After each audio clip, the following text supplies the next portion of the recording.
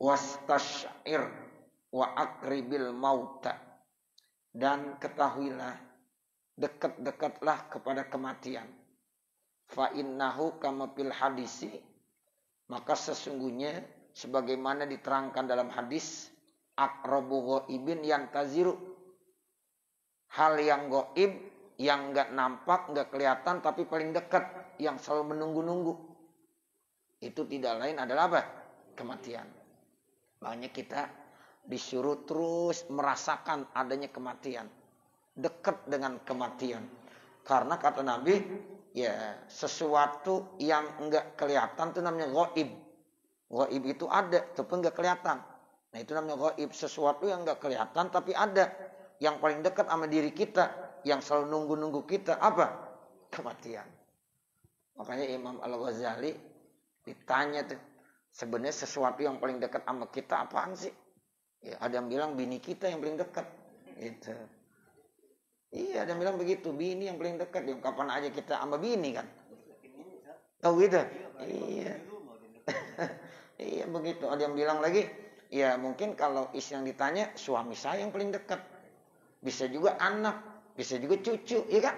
Bisa. Ada orang dekat bahkan sama cucu, kemana aja sama cucu. Nah begitu. Tapi kata Imam Al-Ghazali bukan itu, bukan. Yang paling dekat bukan suami, yang paling dekat sama kita bukan istri, yang paling dekat sama kita bukan anak, yang paling dekat sama kita bukan cucu, tetapi kematian.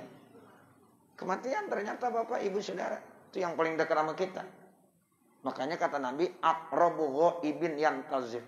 Sesuatu yang enggak kelihatan, enggak nampak, tapi paling dekat, yang selalu nunggu-nunggu, itu kematian. Makanya kita disuruh ingat terus, ingat sama kematian, ingat sama kematian. Ya, itu namanya apa? Namanya kafa bil mauti wa izu. Cukup kematian itu menjadi nasihat buat kita.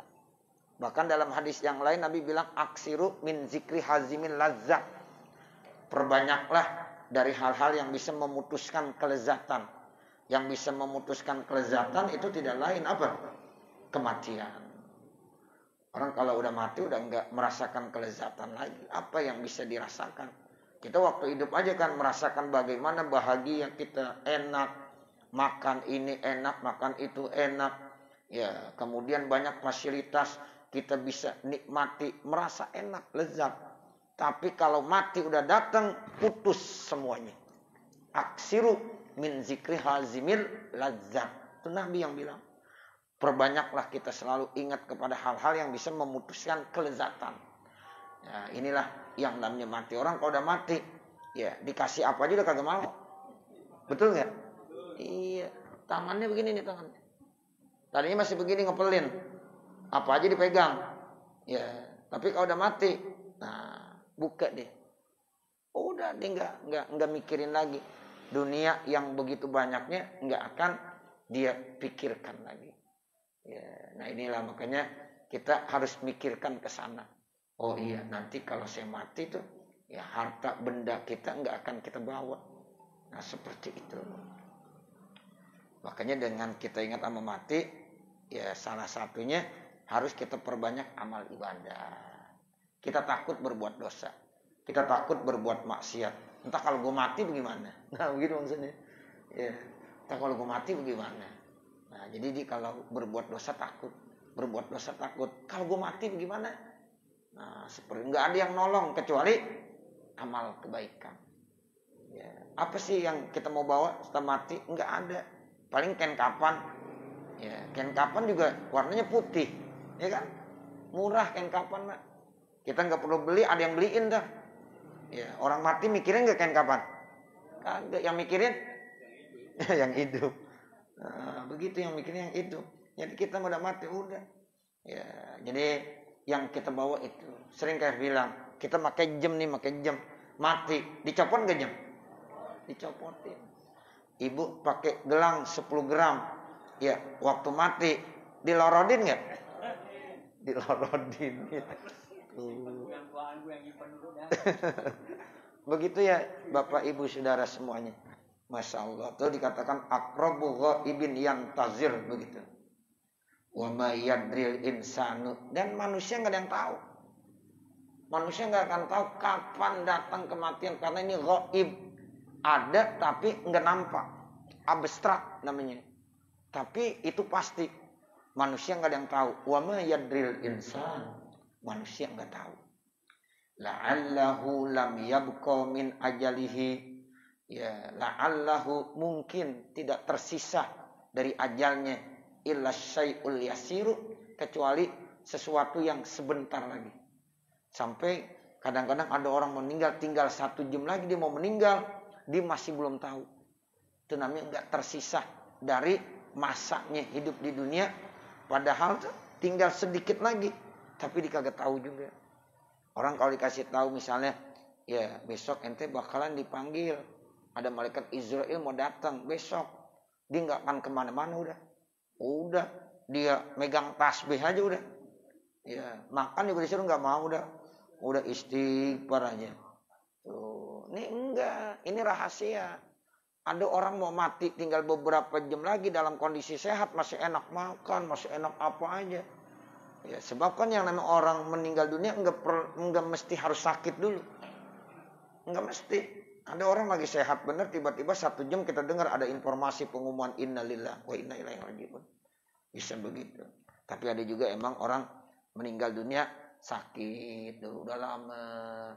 Sehingga kadang-kadang kita bilang kalau ada orang udah sakit lama meninggal, bilang, oh pantes sakitnya udah lama tuh.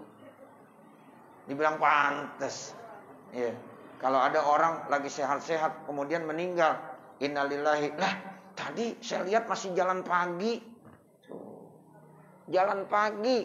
Bayangkan kan sehat, jalan pagi olahraga. Jam 8 ada pengumuman. Ya, itu enggak ada masalah sebenarnya. Karena memang yang namanya kematian itu apa? Ghaib. Ada, nampaknya enggak kelihatan, kita enggak lihat, pasti ada. Nah, itu begitu. Wa huwa muqbilun ala dunyahu, dan dia itu terus menghadap atas dunianya.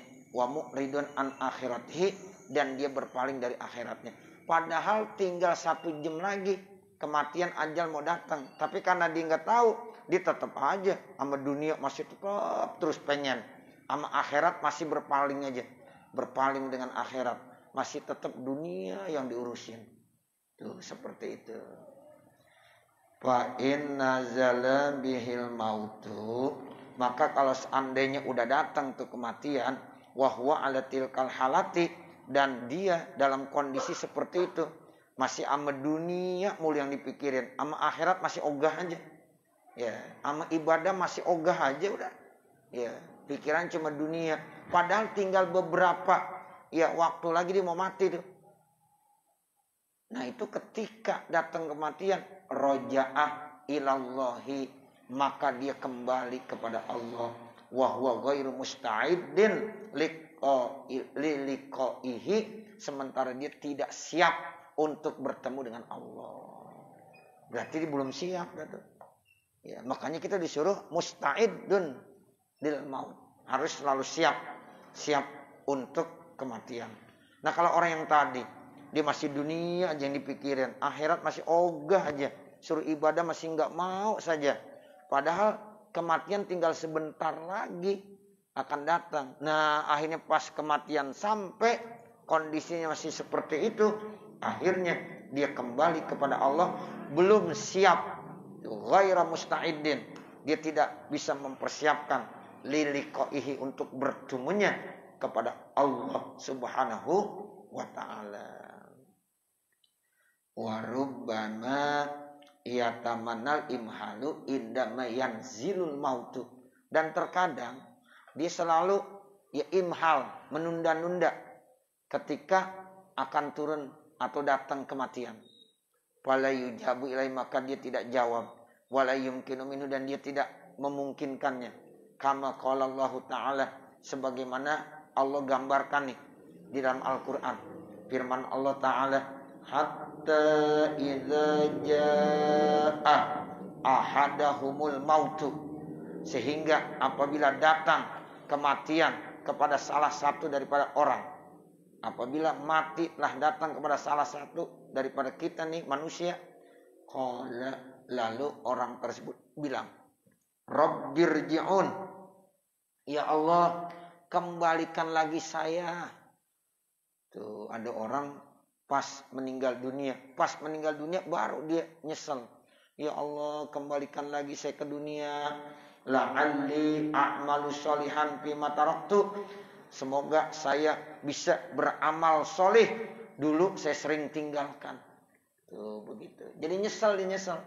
Pas mau udah meninggal dunia baru nyesel. Ya Allah, kembalikan lagi saya ke dunia. Sehari aja saya pengen melakukan amal-amal soleh. Kemarin-kemarin kenapa saya tinggalkan mulu? Saya nyesel benar. Itu biasanya begitu. Karena dia nggak punya perbekalan, Bapak, Ibu, Saudara. Orang yang kagak punya bekal pada saat meninggal dunia itu pasti menyesal.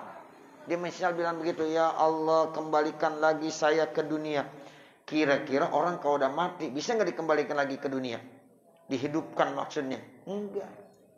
Karena memang manusia hanya diberikan kehidupan satu kali di dunia. Ini kita nih semuanya hanya diberikan satu kali kesempatan hidup di dunia. Sehingga kalau udah meninggal dunia ya udah, nggak ada orang bilang dihidup lagi, nggak ada. Ya, itu ada orang dimandiin, ya habis dimandiin kentut. Ya berarti tadi belum mati, bukan udah mati hidup lagi.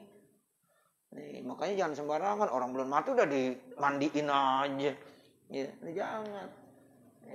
Ya, ternyata udah rapi-rapi, dibangun lagi pada lari semuanya. Ya, orang belum mati udah dimandiin ya. Nah, seperti itu. Jadi nggak ada orang yang namanya udah meninggal dunia kembali lagi. Ini ayatnya nih. Ya, mereka pengen, ya Allah, kembalikan lagi saya ke dunia. Saya pengen beramal soleh. Selama ini saya sering meninggalkan amal soleh. Ibadah males, setelah meninggal dunia nyesel, dia pengen dihidupkan kembali. Kata Allah, kalla, tidak sekali-kali.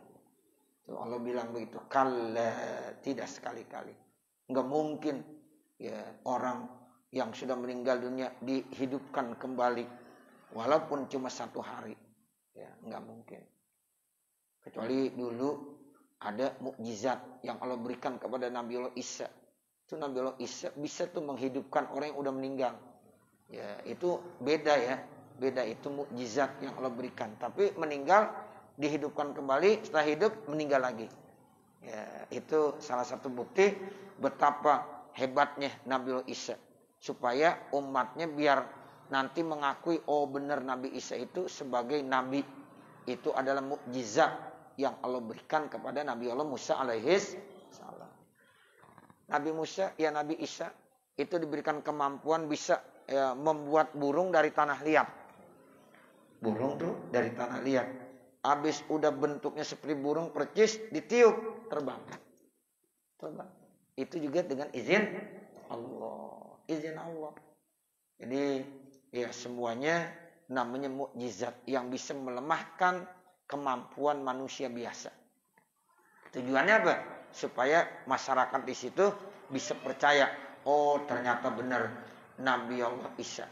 Ya, tadinya dia nggak percaya, tapi dengan bukti-bukti seperti itu dia jadi percaya. Banyak tuh Nabi Soleh aja bisa itu mengeluarkan onta dari apa? Dari batu besar. Batu besar pecah keluar onta karena permintaan umatnya. Ya, saya tidak akan percaya kamu itu seorang rasul sehingga kamu bisa buktikan ini batu besar ini bisa nanti keluar dari sini seekor onta yang besar. Ternyata benar. Nabi Soleh berdoa kepada Allah, ya Allah, tolong kabulkan permintaan daripada umat saya. Kalau seandainya enggak kau kabulkan, maka saya tidak dipercaya menjadi seorang nabi dan rasul dan bahkan saya akan dihina-hina. Akhirnya dia doa, diterima sama Allah. Benar keluar tuh dari batu besar itu seekor onta. Ya, Masya Allah. Itulah yang namanya mukjizat. Ya.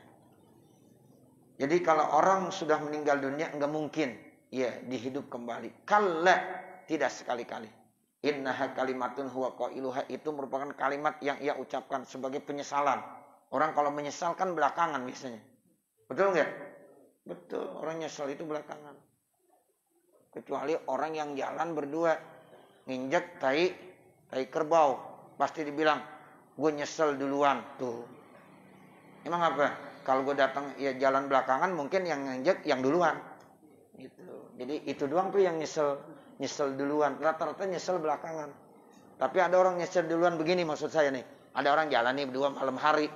Berdua jalan. Yang satu depanan nih, satu belakangan. Yang depanan nginjek tai kerbau. Ya, dia ngomong begini, nyesel gua duluan. Tuh, berarti nyesel bisa duluan tuh ya. Itu doang tuh. Ya, kalau gua di belakang nih, mungkin kagak nginjek. Ya, karena di jalan duluan, jadi dibilang saya nyesel duluan. Tahu gitu. Jadi kala innaha kalimatun huwa qailuha. Itu hanya kata-kata yang diucapkannya orang kalau udah menyesal begitu kadang-kadang. Ya, waktu hidup suruh ibadah enggak mau saja. Enggak mau. Pas udah meninggal dunia nyesal di sana, ya Allah, kembalikan lagi saya ke dunia ya Allah. Saya akan melakukan amal soleh. Kata Allah apa? Tidak. Itu hanya kata-kata orang yang udah menyesal, udah kepepet begitu. Ya, orang kalau udah kepepet kan begitu biasanya. Nah, Allah tahu tuh, nggak mungkin. Wa mi waraiha, dan dari belakangnya barzakhun, alam barzah. Nah, nanti orang kalau udah meninggal dunia berarti masuk ke alam kubur. Nah, alam kubur itu disebut dengan alam apa? Barzakh. Alam barzah. Penantian antara dunia dengan akhirat itu namanya barzakh. Makanya alam kubur itu bukan tempat peristirahatan yang terakhir. Ya, saya ulangi, Pak. Bu. Ya, jadi kubur itu bukan tempat peristirahatan yang terakhir.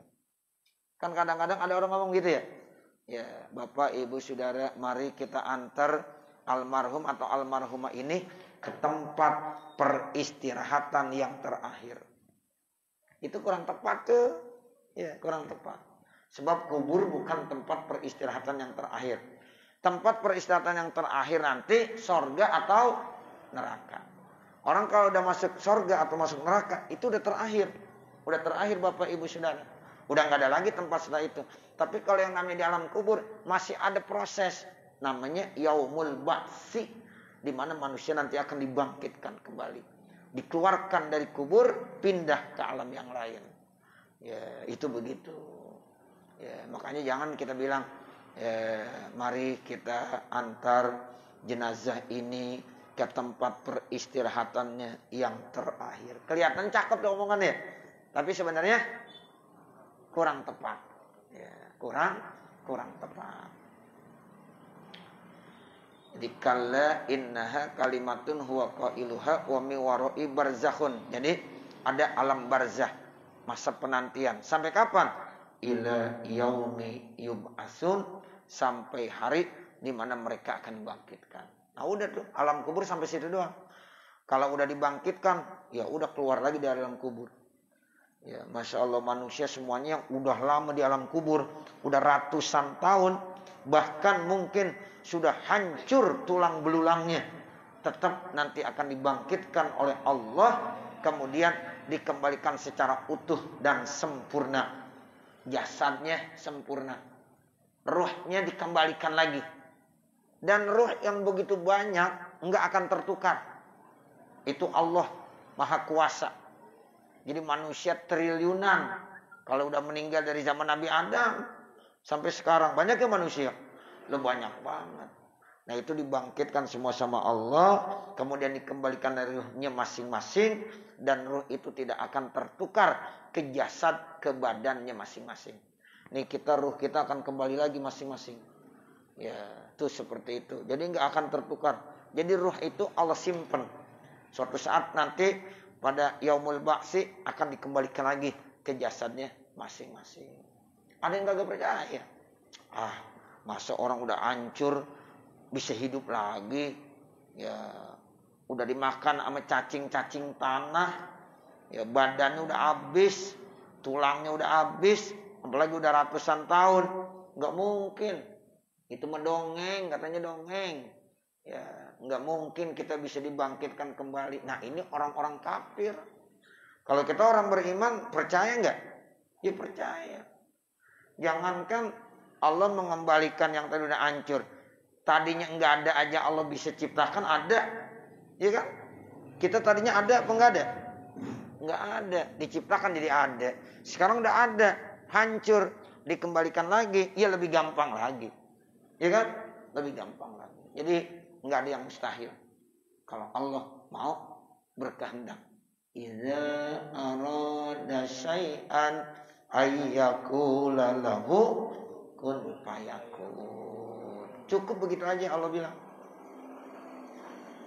Jadi fala yutilul amalu, maka orang itu enggak boleh memperpanjang amal. Wa yusawwifu, dan kagak boleh taswib al amal terhadap amal. Enggak boleh kita angan-angan panjang, begini. Banyak banget yang diinginkan. Terus kalau beramal taswib, entar. Salat entar, ngaji entar. Ya, apalagi sedekah entar aja. Nunggu gue kaya dulu, kalau udah kaya baru gue sedekah. Ya Allah. Begitu mulu. Entar terus. Itu namanya taswib. Nah, ini akhirnya dia wayaqulul alai anil istidadi, daripada mempersiapkan lil mauti, untuk kematian. Illa ahmaq magrur. Jadi enggak ada orang yang memperpanjang angan-angan, mentaswib ya amal dan lalai daripada persiapan daripada kematian, kecuali orang itu ahmaq. Ahmaq itu artinya orang yang bodoh. Ya, kemudian apalagi?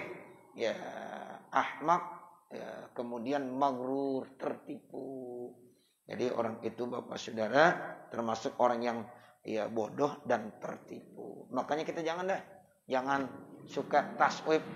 Kalau hari ini kita bisa melaksanakan amal kebaikan, kerjakan hari ini juga. Saat ini kita mampu berbuat baik, kerjakan. Jangan taswib, jangan nanti dah, jangan. Ya, jadi kalau memang hari ini kita mampu, kerjakan hari ini. Ya, seberapapun besarnya, porsinya, tetap kita kerjakan. Jangan menanti-nanti besok. Itu orang yang beriman seperti itu. Wa qad qala Rasulullah sallallahu alaihi wasallam, dan Rasulullah sallallahu alaihi wasallam bersabda, al-kayyisu man dana nafsahu, yakni hasibaha wa amila lima ba'dal maut. Al-kayyis, orang yang cerdas, orang yang pintar, itu namanya kayyis. Ya. Orang yang cerdas, orang yang pintar itu siapa? Orang yang senantiasa apa? Dana nafsahu, yakni hasabaha, selalu menghisap dirinya. Ya, kita harus punya ya alat ukur untuk menghisap diri kita, apa yang telah kita kerjakan hari ini. Amal kebaikankah yang lebih banyak atau amal kejahatan yang lebih banyak? Itu namanya kita selalu muhasabah, introspeksi terhadap diri kita. Jadi orang yang beruntung, orang yang cerdas adalah orang yang selalu mau ya apa? Muhasabah, yang selalu mau introspeksi terhadap dirinya. Dilihat dirinya. Ya Allah, hari ini apa sih yang saya sudah kerjakan? Dari mulai pagi, dari mulai bangun tidur, apa yang saya kerjakan? Sampai malam ini lagi saya mau tidur. Oh, alhamdulillah saya bisa bangun malam tahajud. Saya bisa sholat subuh jamaah. Saya bisa sholat duha. Saya udah melaksanakan sholat zuhur di awal waktu. Saya bisa sholat asar di awal waktu. Bahkan saya lanjutkan awal itu dengan sholat qobliyah ba'diyah. Terus sholat maghrib, jamaah sholat isya, terus ngaji. Wah, cakep dah tuh. Ya. Tapi kalau di muhasabah hari ini, introspeksi, apa yang saya sudah lakukan pada hari ini? Main gaplek, ya, main catur, mancing, subuh kesiangan, ya, apalagi dah tuh, ya, itu doang, rugi kita, ya, satu hari mancing doang kerjaannya, ya, ini mancing aja. Nah, itu kita harus pinter muhasabah. Jadi orang yang cerdas itu orang yang suka muhasabah terhadap dirinya, introspeksi terhadap dirinya. Makanya kata sahabat Umar bin Khattab, hasibu anfusakum qabla an tuhasabu. Jadi kita disuruh muhasabah, introspeksi diri kita sebelum nanti kita diintrospeksi ditanya, dievaluasi sama Allah Subhanahu wa taala. Tuh, begitu. Minimal tiap mau tidur tuh kita. Mau tidur, mau merem tuh, kita ingat-ingat dari mulai bangun tidur kemarin saya ngapain aja ya. Kalau udah mulai bangun tidur kesiangan, sholat subuh, sholat sih, tapi kunutnya jam 7. Nah, udah nggak beneran nih. Ya Allah, jangan sampai besok terulang lagi. Masa sholat subuh jam 7, orang bilang udah sholat duha, cakep bener, jam 7 udah sholat duha. Ternyata dia kunut. Ya, di kunut jam 7 kunut. Ya. Ternyata bukan sholat duha. Ya, sholat subuh kesiangan. Nah, berarti kan kita rugi tuh. Nah, besok muhasabah, jangan sampai begitu lagi. Itu orang cerdas begitu. Orang yang senantiasa introspeksi terhadap dirinya. Wa amila lima ba'dal maut, dan dia selalu beramal untuk sesuatu setelah kematian. Ini kalau kita ngaji nih bekal untuk kematian. Kita sholat bekal untuk kematian. Kita sedekah bekal untuk kematian. Itu berarti kita cerdas mikirin. Nanti kalau saya mati bagaimana? Sebab yang membelain amal kita semuanya. Nah, orang yang selalu beramal untuk setelah dia meninggal, itu namanya orang yang cerdas. Itu namanya wa amila lima ba'dal maut. Wal ajizu, orang yang lemah. Orang yang kagak cerdas, yang lemah. Man atba'an nafsahu, orang yang selalu ngikutin hawa nafsunya. Tuh, jadi man atba'an nafsuhu hawaha, orang yang selalu ngikutin kepada hawa nafsunya. Makanya kita jangan ngikutin hawa nafsu, Bapak, Ibu, Saudara. Ya, diajarkan kalau hawa nafsu pengennya ke kanan, kita ke kiri. Kalau hawa nafsu pengen ke kiri, kita ke kanan. Kalau hawa nafsu ke depan, kita ke belakang. Kalau hawa nafsu ke belakang, kita ke depan. Pokoknya jangan ikutin hawa nafsu. Orang kalau ngikutin hawa nafsu lemah dah dia. Ajiz, lemah, dia lemah.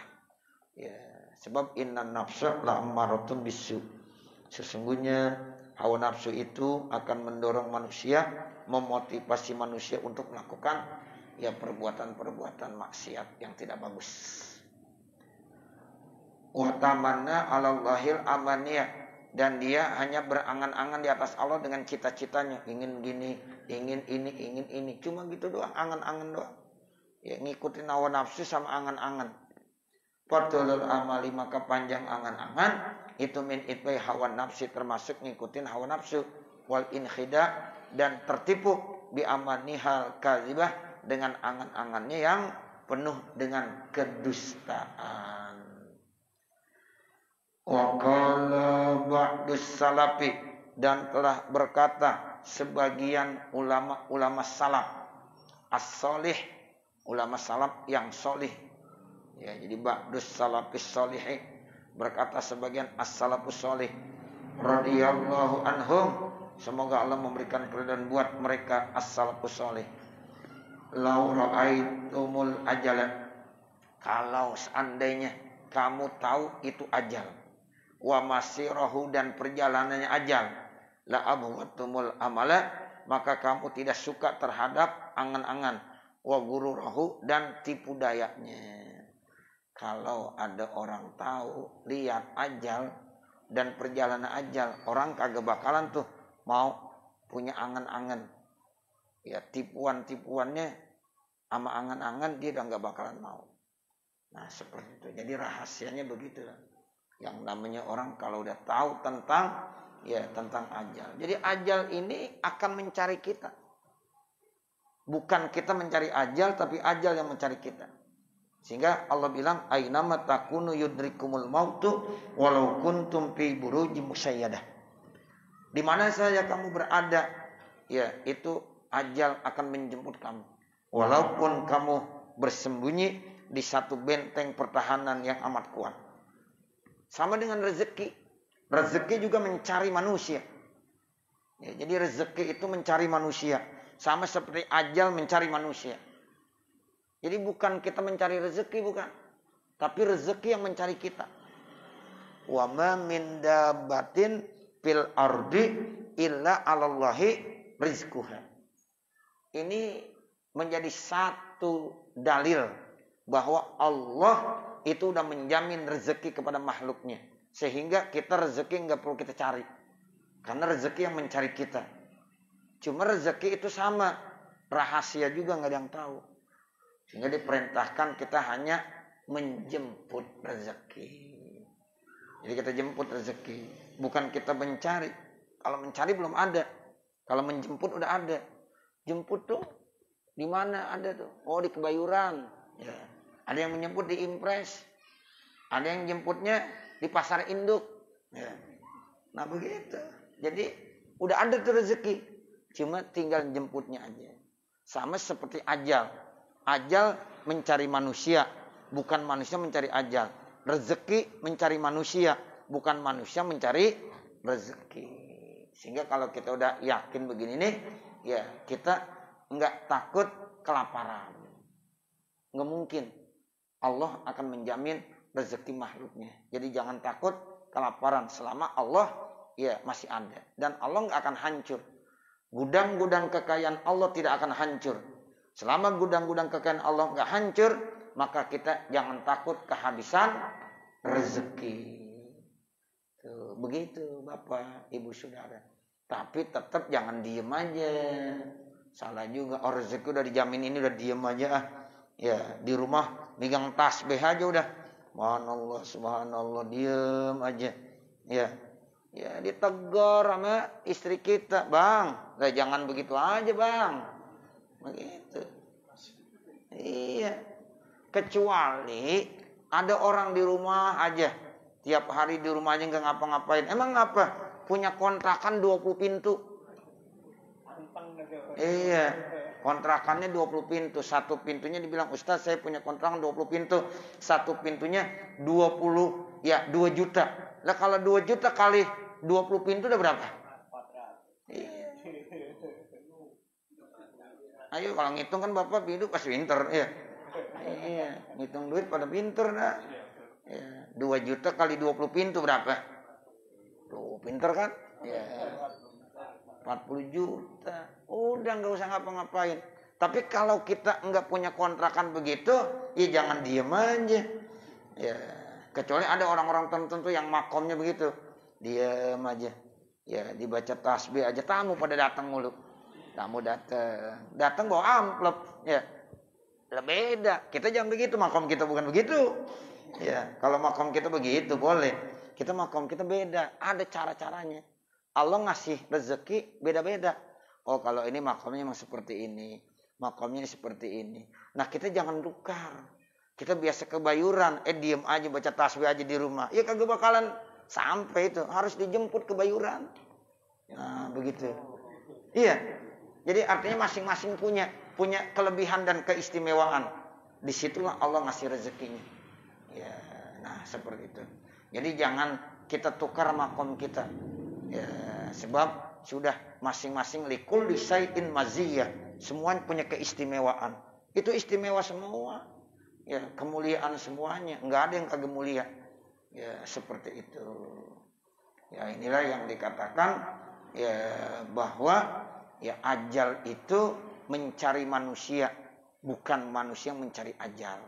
Ya, sama seperti rezeki. Ya, rezeki mencari manusia, bukan manusia yang mencari rezeki. Ya. Jadi kata ba'dus salafis sholih, ya di sini dibilang lau ra'aitumul ajala, kalau seandainya kamu tahu tuh ajal wa masirahu dan perjalanannya, la abghadtumul amal, maka kamu tidak suka dengan angan-angan, wa ghururahu dan tipu daya angan-angan. Wa qala akharu dan berkata yang lain, kamu stakbilin yauman lam yastakmilhu, berapa banyak orang yang sedang mustakbilin, melakukan kegiatan di hari itu belum sempurna, wa muammalin ghadan, dan punya keinginan besok begini begitu, lam yudrikhu, yang belum ditemukannya. Berapa banyak hari ini belum selesai dikerjakan, ya punya cita-cita besok, apalagi udah keburu mati. Begitu. Ada orang lagi membangun rumah, ya lagi bangun rumah cakep banget, baru ya belum selesai tuh, ya baru ya masang keramik aja belum rumah cakep banget dah, pengen cita-citanya nih biar supaya rumahnya ini bagus, rumahnya belum selesai dia udah tinggalin duluan. Ada yang begitu. Ini nih ya, kam mustaqbalin yauman lam yastaqbilhu wa muammalin ghadan lam yudrikhu. Wa qala akharu, dan telah berkata as-salafus saleh yang lain, rubba dahikin ya mali apihi, ya berapa banyak orang-orang yang tertawa, penuh tertawanya, enak banget. Wala alla akpanahu qad kharajat min indil qassar, ternyata kain kapannya sudah disiapkan dari tukang bahan. Ternyata itu tukang bahan gunting ya kain kapan buat dia yang lagi pada ketawa tuh. Begitu. Jadi inilah yang namanya rahasia kematian, enggak ada yang tahu. Wa fil hadisi, dan di dalam hadis, yanju awalu hazil ummati, selamatnya umat yang pertama ini bizuhdi, dengan zuhud, wal yakini, dengan yakin, wa yuhliku akhiruha, dan hancur di akhir umat ini bil hirsi, dengan hiris, serakah, watulil amali, dan juga apa? Ya panjang angan-angan tuh. Jadi dulu umat pada selamat karena punya sifat zuhud dan punya keyakinan yang mantap. Keyakinannya kepada Allah begitu mantap. Zuhudnya kepada Allah begitu bagus. Itu selamat mereka. Zuhud dan yakin. Tapi akhir-akhir ini banyak umat yang hancur rusak karena punya sifat dua, hiris sama tulul amal. Hiris itu artinya serakah.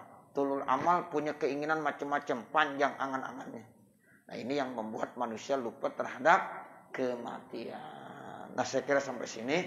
Nanti baru waqala Aliyun radhiyallahu anhu ahwakuma akhafu alaikum, dan seterusnya. Mudah-mudahan apa yang kita baca pada kesempatan malam hari ini